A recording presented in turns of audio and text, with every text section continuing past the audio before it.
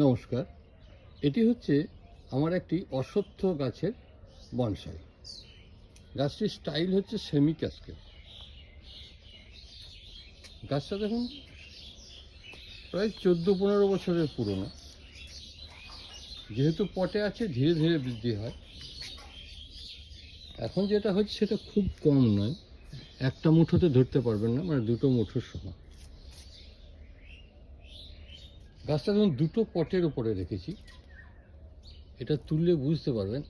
দেখছেন এই যে মাটিটা নিয়ে উঠছে, মানে কি এর রুট এটার মধ্যেও চলে গেছে। এইভাবে গাছের গ্রোথকে বাড়ানো হয় বনসাই গাছে। যারা ছাদে বা ঢালাইয়ের ওপরে পটের মধ্যে গাছ করেন তাদেরকে এই পদ্ধতি অবলম্বন করতে হবে।